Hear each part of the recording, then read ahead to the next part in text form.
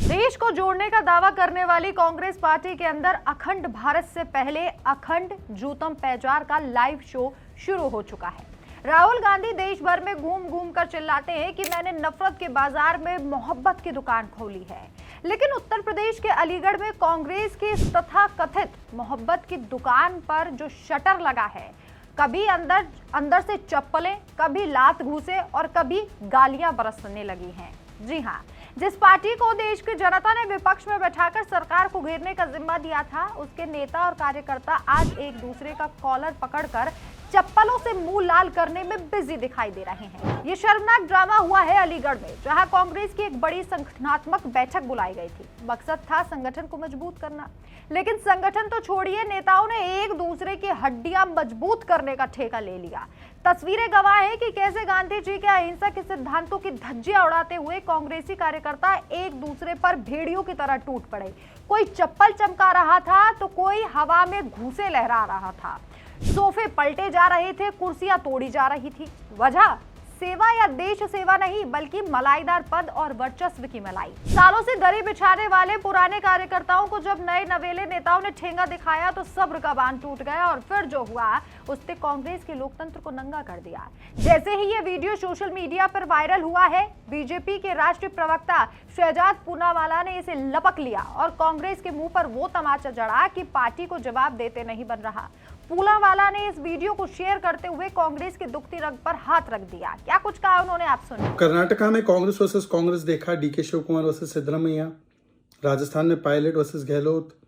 तेलंगाना और केरल में भी कांग्रेस वर्सेस कांग्रेस। पंजाब में अमरिंदर सिंह जी वर्सेस सिद्धू कांग्रेस चलता था।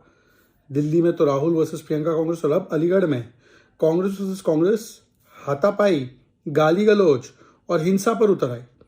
दो फैक्शन अलीगढ़ कांग्रेस के एक दूसरे को गालियों से और लात घूसों से नवाजने लगे। ये दिखाता है इनके पास नेता, नीति, नेतृत्व नहीं है, मिशन विशन नहीं, केवल कमीशन, करप्शन, एम्बिशन और फाइट फॉर पोजीशन। ये मोहब्बत की दुकान नहीं, ये गाली गलौज के और धक्का मुक्की और तोड़फोड़ टुकड़े टुकड़े भाईजान है। इस तस्वीर को आप ध्यान से देखिए जो वीडियो आपकी स्क्रीन पर चल रहा है। एक के बाद एक थप्पड़, लात, घूसे, जूता, चप्पल जो हाथ में कांग्रेसियों के आया एक दूसरे पर बरसाते चले गए। इसके बाद किसी एक ने बीच बचाव किया और एक कांग्रेसी जो हाथापाई कर रहा था उसे छोड़कर धक्का देकर भीड़ से बाहर कर दिया। हैरानी की बात तो यह है कि कांग्रेस के लिए कोई नई बात नहीं है। राजस्थान में गहलोत और पायलट में सीधी जंग है।